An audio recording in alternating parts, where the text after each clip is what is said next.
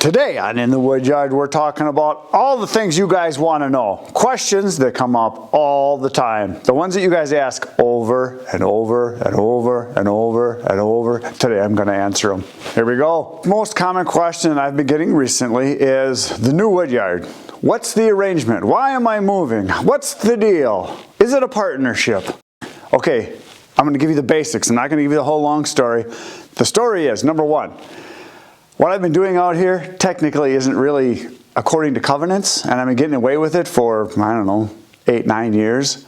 In order to do what I'm doing, you need to have hard surface put down, which means either blacktop, cement, or gravel. So I kind of added some gravel, but then I got noticed and township guy said, hey, you can't just go ahead and do that. You got to have a site plan. You got to have it all approved. You got to have everything all done okie dokie, so don't do anywhere. So I said, okay, I won't do more. Well, then the next thing that happened is the neighbor guy made a complaint saying, hey, what he's doing there is not right because it's getting bigger and bigger and he's got machinery and trucks and gravel and log piles, and he thought it was not pretty, even though I think wood is pretty and I know most of you do. So what he said was, hey, I'm going to make a call unless the Woodyard disappears. So that's what's happened. He gave me till the end of the year and he said, if you get it all cleaned up and it all looks pretty, he said, I won't say another word. So he's not really being a jerk, he's just kind of doing what he kind of thinks is right. And he was the first one in this development. He bought all the property and then sold it to a developer. He named the streets, put the roads in, ran all the laterals, so he's the guy. And their company does millions of dollars in business, so I couldn't really fight it. And in order for me to do the improvements that I needed to do in the Woodyard, which is right out back behind us, because I'm in my studio right now, it's right out back behind us, it would have cost me easily $100,000, $150,000. I'm not going to spend that kind of money on some wood that I make a few $1,000s on. So it just wasn't, the right thing to do. So I knew Bert had stopped here a few times. We had talked about moving the processor out to his property where he's got the farm and processing some of his wood and doing some videos. And so I thought, hey, let's see what we can do. So I talked to Bert, and Bert says, heck yeah, let's do it. So they're going to get, basically they got all my gravel, so it's 4,000 worth of gravel that we hauled out there, put out. They're going to get use of the processor, my splitter, my chainsaws. We'll use stuff out there, but we're not in a partnership. Basically, I'm using their space, they get to use the processor when I'm there, and we run it, and we process their wood because he burns wood. And he's got a buddy, Adam, that comes out and helps out. His dad, Keith, helps a lot. So I'm picking up 3 people to help me from time to time doing work out there. I'll be doing a lot of solo work, but it'll be a good situation for them, good situation for me. They're good people, good friends, and it's going to be a really good situation for me and for all of you because we're going to be able to show a lot more stuff now. I'll be able to do a lot of things out there that I couldn't do here. It is zoned agricultural, so it's pretty much whatever I want to do. And it is very close. I'm on this side of the airport, they're on that side of the airport. So it's literally around back on the other side of the airport. So for those of you that are thinking, hey, we're not going to get to see planes anymore, you're still going to get to see planes. They just come in on the other runway. So we're going to have that. So it's not too far away. So it's good for me, good for them. That's the situation. Next topic, we are in my studio. A lot of you ask, what is the building that you see out from behind, the Woodyard? They think I live here. I don't. This is a commercial building that we put up 20 years ago. We bought 4 acres in this industrial park here. That's where the Woodyard is out back. We use about 1.5 acres of space for that, we did, and the rest of it is all for studio. So I have parking out front, parking on the side. I've got a 28 stall parking lot. This building right here that we're in right now is 6,000 square foot. We put it up, like I said, 20 years ago. And I started doing wood about 10 years ago, and it just grew and grew and grew. I've been a full-time professional photographer for 40 years. I started in 1982. That's when I started. I have my master's degree, my craftsman's degree, and I do photography. I teach photography around the United States. I did that for a long time on how to run a studio and what to do, how to make this all work, how to run a business. I did that for a very long time. At one time, we were probably pretty close, still are, one of the largest volume studios in the state of Wisconsin as far as number of people that we photograph, dollars brought in, contract, stuff like that. As far as portrait photography, that's what I do. We do a lot of high school seniors, we do children, we do families, and I do some contract photography, and that involves sports photography, doing class pictures, and group photographs for schools. That's kind of what I do. I've been doing that for 40 years, and yes, I am at the point where I'm kind of ready to move on to do some other stuff. So The studio, the building I'm in right now is not for sale yet, but it's in the process of we're starting to kind of plan our future and what we want to do, because I don't want to do this forever. I mean, like I say, I've been doing photography for a very long time, and I like it. I'm good at it, but I'm ready for something else, and that's why I started YouTube, because I really enjoy it a lot. It's something I could do as a retired person. I love doing the firewood, so that's a real big part of what I do now is firewood. So I really run 3 businesses. For those of you that wonder if I ever sleep, that's another question that comes up. Not much. I start my day usually at 7, 8 o'clock, and I work all through the daytime hours, whenever that is for daylight. Right now the days are short. And then I work inside at night a lot, whether I'm doing photography inside or if I'm doing editing for my photography business or framing or assembling orders or working on that kind of stuff. And then I also do a lot of my editing here for my YouTube channel, and I do a lot of it at home too at night. So I average, I mean, an easy day for me is a half a day, 12 hours. But a lot of days it's 14, 15, 16, sometimes I work 18 hours. And I'm not much of a sleeper. I usually go to bed around 1, somewhere in there. I usually get up around 6 or 7, so I do sleep occasionally. Like I joke, I took a nap once when I was a kid when I was 3 and I thought it was boring.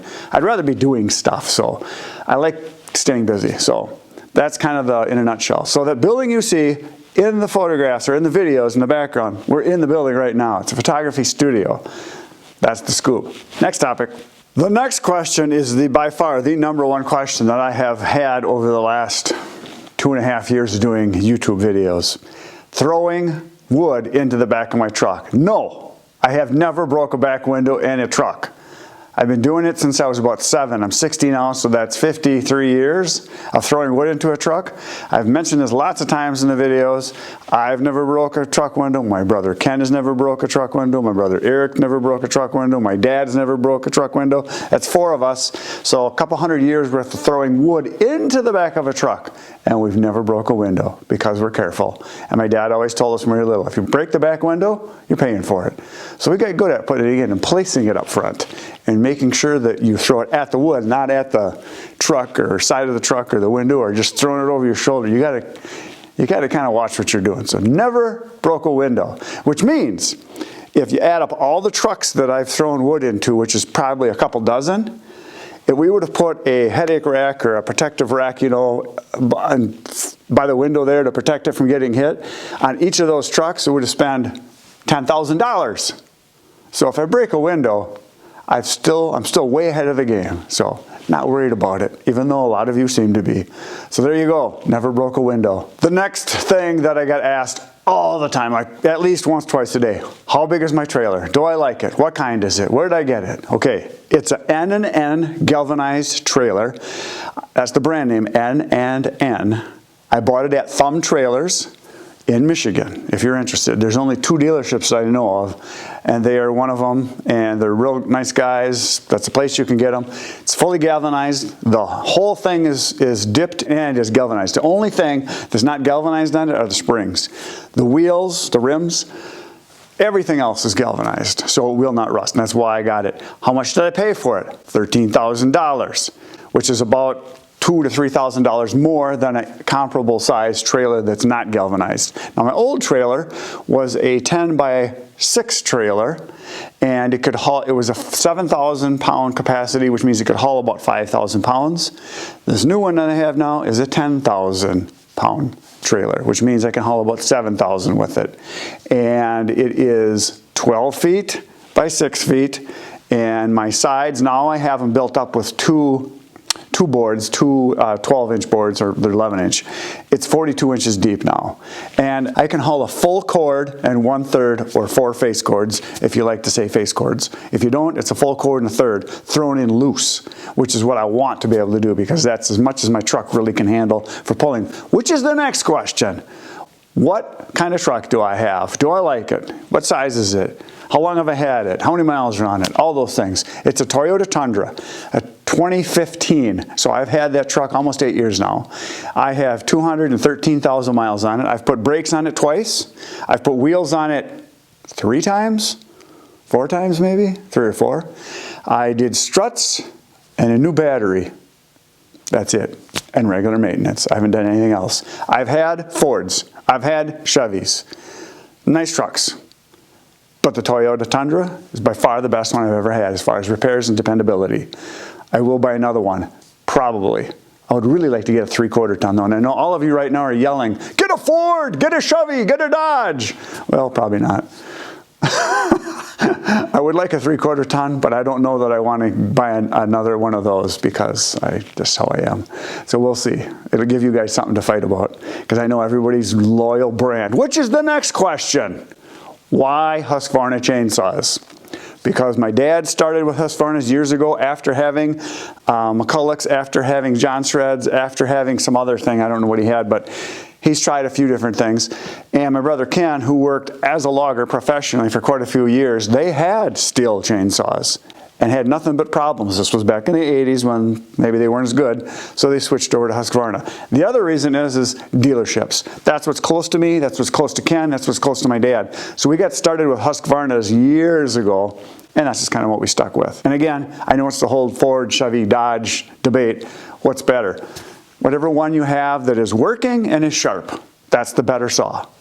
That's the better truck. That's how I am. I just want it to work. Brand loyalty is not something that I've always been that kind of guy. If I find something better, I'm switching. There's nothing wrong with the steel chainsaws. I've run them. They're great saws. I love the 500. The 400 is nice. The 462 is nice. The 661 is nice.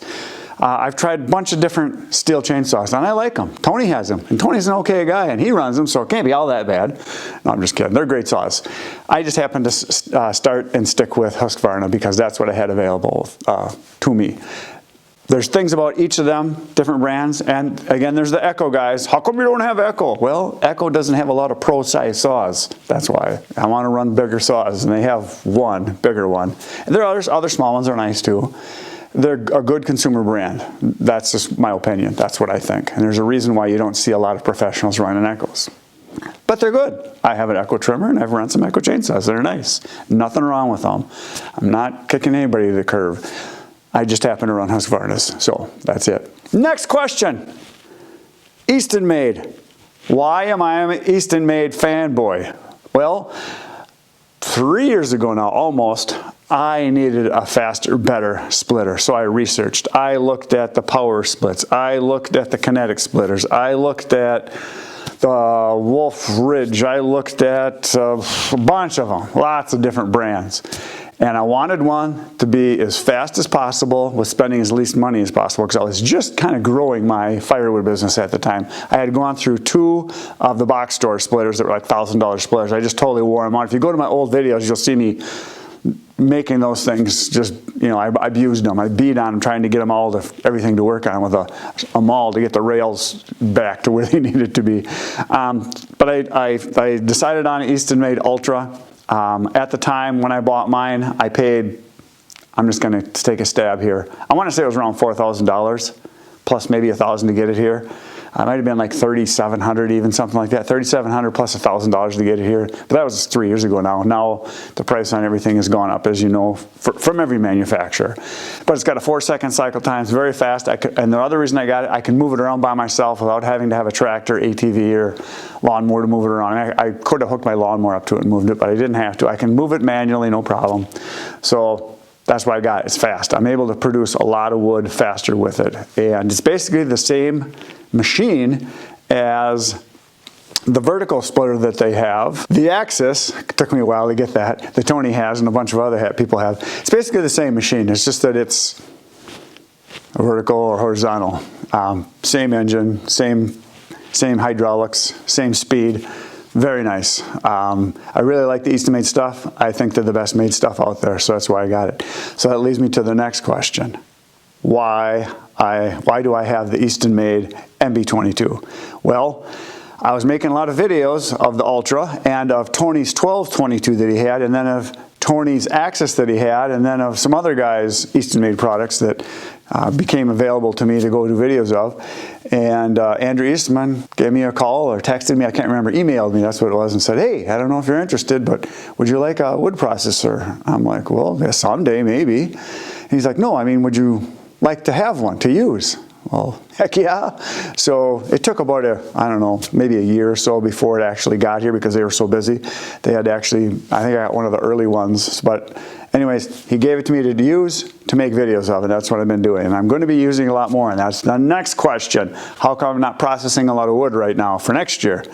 Because I'm busy moving wood right now. I'm moving wood to sell to people, to my customers, delivering wood as fast as I can go pretty much because I have time each day. And I've had to move gravel, I had to move my logs, we're trying to get the new wood yard set up. But I have an advantage this year over what I had last year. I have the wood processor. So as soon as I get stuff kind of done here, which I'm going to do in the next couple weeks, I'm going to get stuff moved out there or finish my deliveries for this year because we're towards the end of the year now. I am going to go nuts on the processor, processing a ton of wood. Actually, hundreds of tons of wood. That's what I'm going to do. So I'm going to get a bunch more truckloads and we're going to make that baby scream. We're going to make a lot of wood fast. I'm going to start out with some of the tree service wood that we've got and some of the logs that I have sitting there right now. And then I'm going to start doing loads of oak because I got to get oak in right away and get that split for next year. And so that's what's going to happen. I'm going to work really hard on getting new wood ready for next year, coming up in the next month and a half, 2 months. I'm just going to go nuts on it. So I got wood to sell for next year. Because even my wife said, hey, how come you're not making wood for next year? I said, I've been busy moving wood. I've been busy selling wood. I've been busy trying to keep everything else that I got in the air, juggling here, up. So it's going to happen. The next question, very common, happens all the time. And the reason I'm bringing it up is I have a lot of new viewers that haven't necessarily heard me explain this. People that live in the Midwest call 1/3 of a cord a face cord.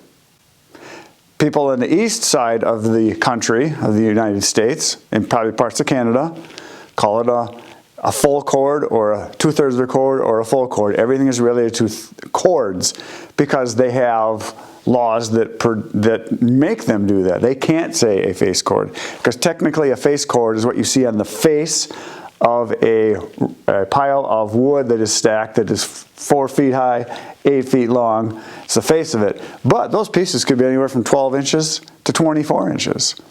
We do have a standard size of 16 inches here. So everybody in the Midwest that I know, they call a cord a full cord or a face cord. That's just what we do.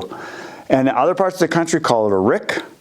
I've heard it called other things. In Canada, sometimes they use the term bush cord. And then other parts of the country, and of the world, they measure stuff by cubic meters. So regionally, it's different each place that you go. And that's another question that comes up all the time. People out east, yeah, east is that way. People out, for me it is anyway, people out west, totally different kinds of wood. They burn different kinds of wood. The East Coast and Midwest, hardwood, hardwood, hardwood. That's all they know is hardwood. Matter of fact, most people don't even know there's any other wood besides oak. Out west, it's pine. They have ponderosa pine. They have lodgepole pine. They have pinyon pine. They have pine. That's what they have. They have Doug fir. That's all they have, so that's what they burn. And there's very few people that have their house explode when they burn pine. If it's dry, just like any other wood. Happens all the time. I get questions. You can't burn pine in a house. You'll die. No, pine is fine. As long as it's dry like any other wood. Yes, it snaps and sparks and cracks and all that. But especially if you've got a boiler, you can burn anything in a boiler. If you've got a wood stove, you can burn anything you want in that too. Fireplace, maybe you're going to have some sparks coming out. You're going to have to protect it somehow. But if it's an enclosed fireplace, high efficiency one, you certainly can burn anything. As long as it's dry, which means fully seasoned wood. So there's 3 things you need. You need your wood to be dry. You need it to be fully seasoned. And you need it ready to burn. That's what it needs to be, which means low moisture content. Anything below 20% is good. Anything in the teens is good. That's all that matters. Pine is fine. Next question I get is, how much do I make selling firewood? Not enough. That is the answer. I sell anywhere from 500 to 600 face cords a year. My brother Ken does about the same thing. He's in a different market than me. He sells to people that are heating their homes with firewood. The people I'm selling to are drinking beer in front of the fireplace, burning firewood. Totally different markets. I sell a smaller amount to my customers than he does. Average order from him is 12, 15, 16 face cords or 4 full cords. That's kind of like an average order, 4 or 5 full cords. He does it to a lot of his customers.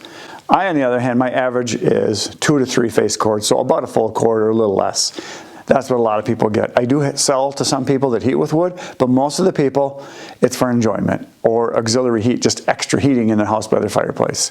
So, totally different. So, I sell my wood, and that's another question that comes up that I'm going to include this right into. I sell my wood for $90 for pine, because most of that's for campfire wood.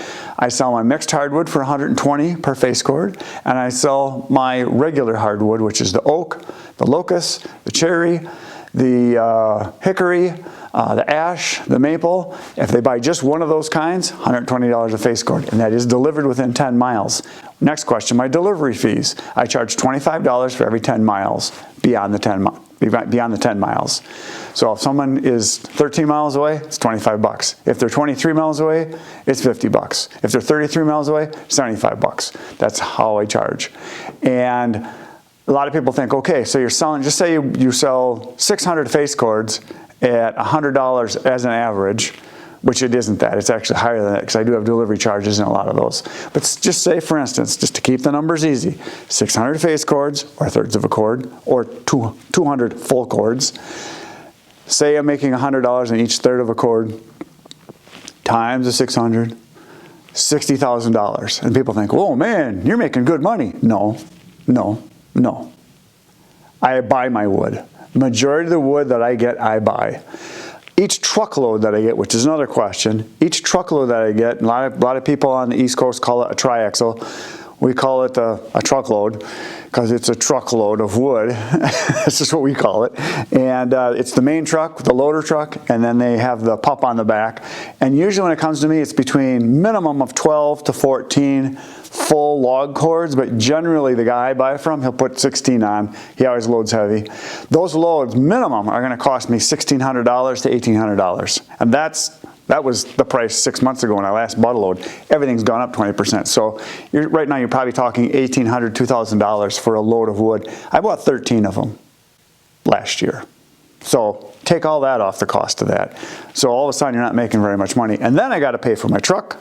I got to pay for my trailer. I got to pay for chainsaws. I got to pay for my splitter. I got to pay for gas. I got to pay for chainsaws. I got to pay for chaps, axes, all the fluids, the oil, everything that you use. You're not getting rich doing firewood, but I still like it. But you can make a few bucks. Most of the stuff that I do gets put right into my main business. I have a corporation, an LLC. It all gets put right into that. We pay our taxes right based on from our corporation and our LLC that we have. We have two. We have one of each. And everything gets put right into that because I have a lot of overhead here. My building that I have here, like I said, is a 6,000 square foot building on 4 acres of commercial property. Just my taxes alone, just my taxes are about $13,000 a year here. So there's that. So just put it in perspective. I'm not getting rich, but I have fun, which is really the main goal in life, isn't it? There you go. Next question, how much time do I put into YouTube? How much time do I do photography? How much time do I put into firewood? All of it. 12 to 16 hours every day. I rarely take days off. And when I do, it's either something with my family or I'm hunting. Those are the two things that I do on the side. I don't have any other hobbies. I hunt and I have my family. So we go on a weekly vacation with my family. We might do a long weekend or a day here and there. And then all the other days, it's working in the photography studio, then outside working as much as I can till it gets dark, and then turning lights on and working outside, and then at night working on YouTube. So it's not unusual for me to put in 80 to 100 hours a week at all. Not at all. But I like it. I like what I do.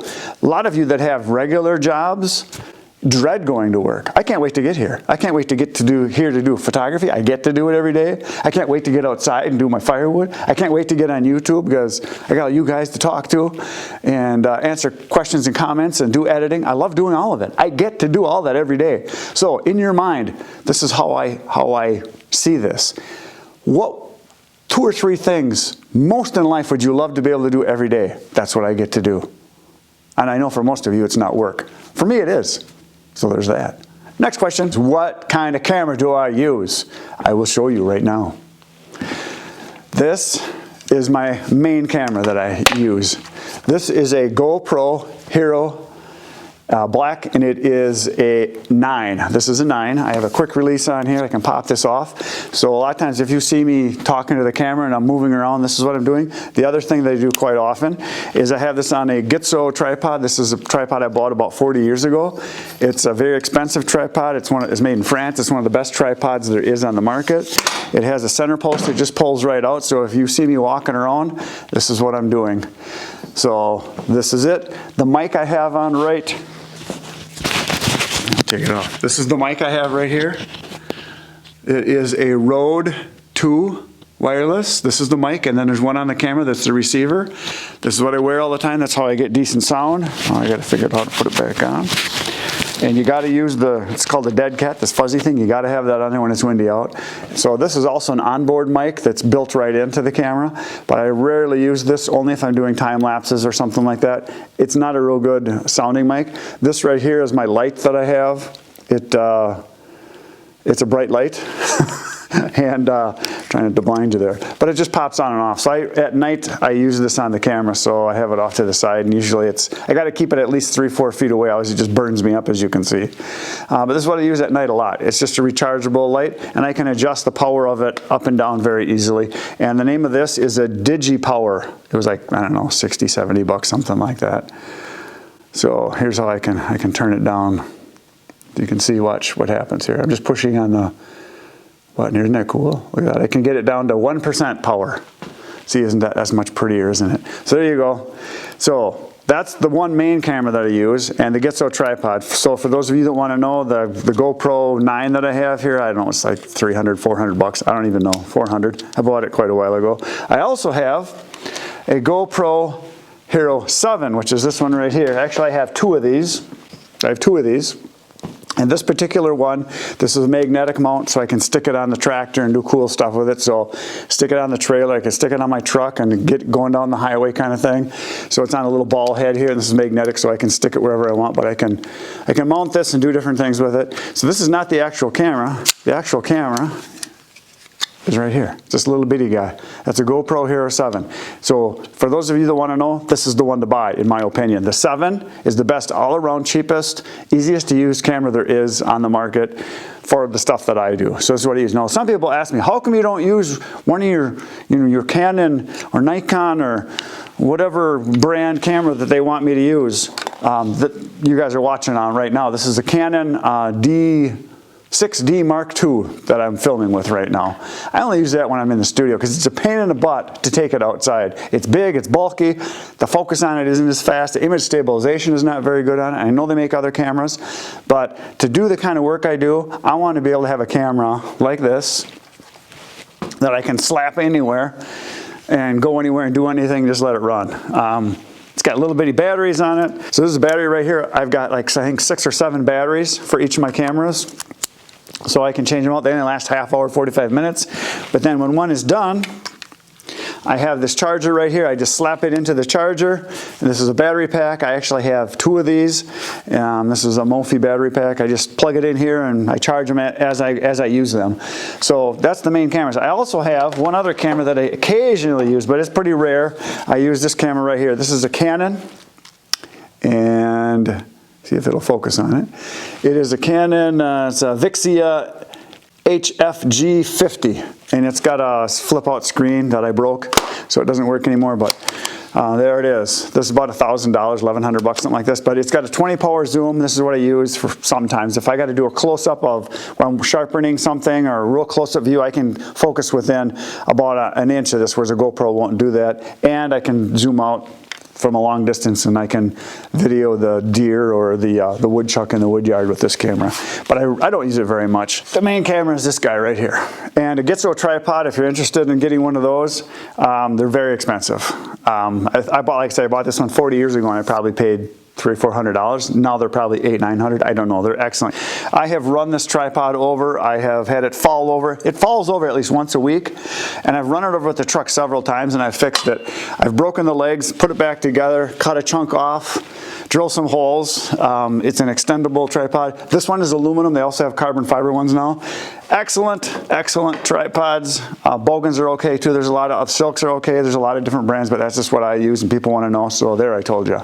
The next question people want to know, what do I use to make my videos? This is it. This is my laptop. That's all I use. That's all I've used for 3 years. Actually, I have 2 laptops, but this is one of them. It's an Apple laptop. I use a program on here called iMovie. That's all I use. So there it is. This is what brings you all of your videos. This right here is my backup hard drive, which I put all my videos on when I shoot them each day. I have one of these for every 6 months. So this is a 4 terabyte. I think it's a 4 terabyte. I think it's a 4 terabyte. I can get about 6 months worth of video on this, and I label them all so I know which one is what it is, because I think I have like 7 or 8 of these now, maybe 9, I don't know, a bunch of them. So I put all my videos right on here, and I dump it into the iMovie, and then I edit it, and then it gets exported on a different hard drive, and then my son downloads it to YouTube. He does all the placement of ads, he does all of the titling, he does all of the placing of the thumbnails, he does timing of the release, and that brings up the next question. People want to know, how come if it's snowing out, my videos still have leaves on the trees? The reason there's still leaves on the trees is in order for me to have a video for you to watch every single day, I have to stay ahead of the game. My videos are always at least 2 weeks or 3 weeks ahead. I always have about anywhere from 10 to maybe as many as 30 videos ahead, quite often. Like the one I'm shooting right now, I shot another video earlier today. So today I shot 2 videos, but yesterday I didn't shoot any because I was deer hunting. And my brother got a nice one, by the way. So they have to be done ahead of time because I have to have a library to go to that I can make videos. And a lot of nights when I'm editing, I might do 3, 4, 5 edits of actual videos, and then I download them, I format them, I get them ready for YouTube. And then there's days where I don't do anything because I'm busy working in the studio here, or I have a real life. So my videos are almost always minimum of 1 week to about 3 weeks out. So 20 days is kind of like an average. So if you see a video and you're thinking, hey, it's been raining for 4 days and he's got bright sunshine and there's still leaves on the trees and it's snowing out or whatever, you know. It's because in order for me to stay ahead of the game and have a life and be able to get everything else done I have to do, I have to have my videos ahead of time ready. If I was producing a video every day, I would be under like major stress and pressure to get it done. And like, I got to do a video today because I got to stay on. And that's not going to happen forever. I'm at 910 or something right now, something like that, I think, that I've edited. And my goal is to get to 1,000. And when I get to 1,000, I might cut back to every other day and get better at the videos because I've been just crapping them out up to now. Just get them done, get them done, get them done, get them done. Just like a daily routine. Like you guys having your coffee in the morning or spending your time on the throne at home. Remember, light a match, turn the fan on. So there's the thing that I want to do is do more better videos. Because I know what to do now, I know what works, I know what people like to watch, I know what gets more views, and I want to concentrate more on those. So I may not do as much of the daily vlogging, I might do more other things coming soon. And if you want to know what to do, so you can get to see all the videos, because that's a common question, if you subscribe, you can always go to my channel and watch the latest video, or you can hit the bell notification. It'll let you know I have a new video every day, or as soon as I do, and you can watch it. 5:30 a.m. every morning. That's my time. I'm Central Time here. And I do a video every day. There's over 900 and some videos on my channel to watch for you right now. And you should do more of that. The more the better. Good night, Irene.